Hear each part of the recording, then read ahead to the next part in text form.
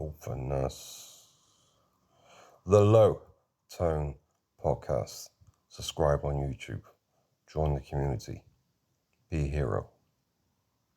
Short form audio podcast coming now.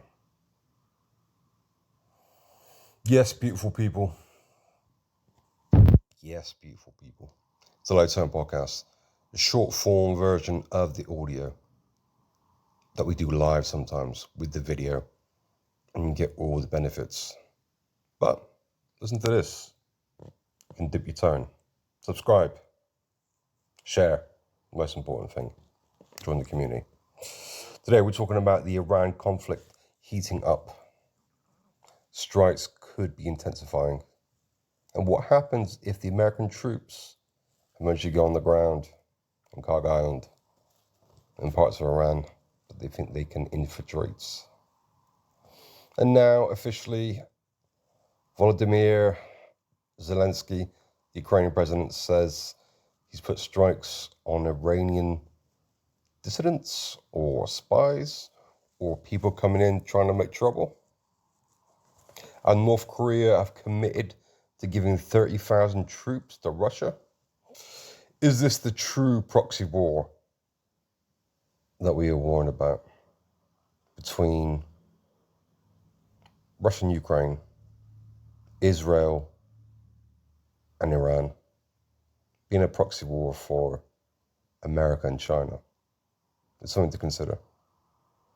Then you have to watch the documentary or long-form interview between the elegant, older British journalist and Elon Musk. See his opinions on the economy, on AI. He says it's too late to stop AI and the world is going to change, and he chuckles. Very removed from it. What are the repercussions to the economy, more generally in the West, the human beings that are trying to make a living in it? How much are billionaires controlling not only the court of public opinion, but in America, the actual stock market as well? It's a little bit terrifying for little uneducated, unwealthy people like us. Is AI real? Many people are saying it's a bubble. It doesn't have the capabilities that people are proclaiming. And there's a chance the stock market will drop because the American stock market, which underpins all the world's investments, is underpinned by the 4 or 5 biggest muckers, movers and shakers, investors in the world. All about AI. Citizen Vigilante, the movie made by Uwe Boll, starring Armie Hammer, for his crazy comeback. It was a terribly made movie. Did it strike chord with you? Let's talk. And then let's get into the less serious stuff.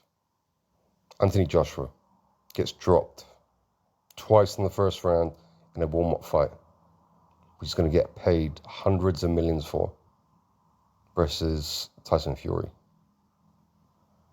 And then we have Ian Machado Gary, in my favorite sport, MMA, the top-rated welterweight MMA fighter, who's going to take on Makhachev. He's gone on a press PR tour,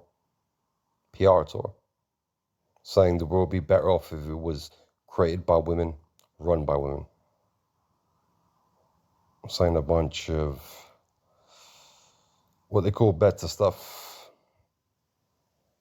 but of course silly bitty pants stuff. And the response from MMA guru to him. Let's start in Iran. It's potentially terrifying. Potentially could be short-lived if Trump makes the right moves. But it's an extremely dangerous place to be. Iran has tried to be reasonable, and perhaps showing their allegiances to China. But I'm sure they're getting much of their funding and their black market export of their oil. Because China has chosen to take a far less aggressive war tour attack of other nations than America has.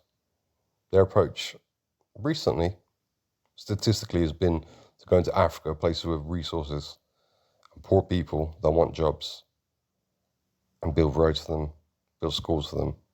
Not necessarily treat them good. China's not the good guys.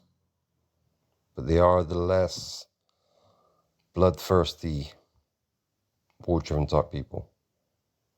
Ukraine, while the Ukraine-Russia conflict continues to boil, has made a strange pivot. They've hit Iranian targets. And of course, while Trump is struggling, this has brought Zelensky and Trump close together, and Zelensky back to the forefront of American and European potential funding and receiving of missiles with technology to hit their targets better than they did previously, even a couple of days ago. It's a scary place.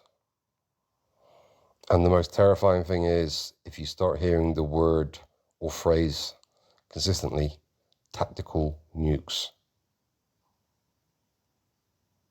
because they maybe soften us up for Russia to use them, Ukraine to use them, America to use them.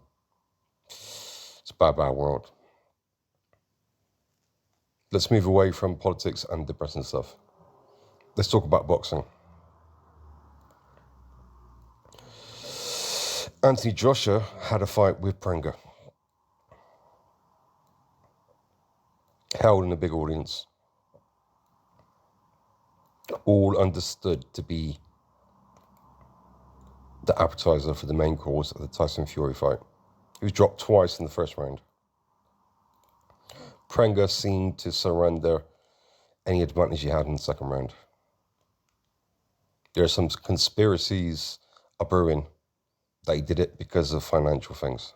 Perhaps Eddie Hearn may sign Prenga because he's younger and he has an upshot. But in all honesty, looking at Joshua, he has a weak chin for such a huge heavyweight, but still has that genuine 1-2 jab, straight right power. He can turn the lights off.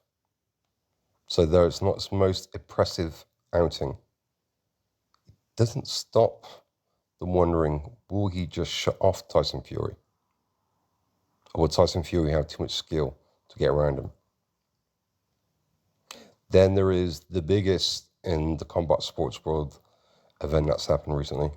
Ian Machado Gary giving interviews saying the world would be better off if it was run by women. I constantly cry at Disney movies. MMA guru, the very famous MMA content creator, calling him a pussy, and a few others, and for him firing him back. But the truth is, Ian McGarry is much bigger than people think. His use of space is much better than people think. McGarry actually has a chance against Makachev. He's much quicker than he seems, because he's 6'3", 6'4", not muscular, but he's good. It's going to be a good fight. All the rest, cultural stuff. My advice is subscribe to my YouTube channel at LowTonepodcast. Then join my community. Subscribe so you know when I'm going live. That's where the good stuff happens on video. I love you all. I'm curious to see you soon.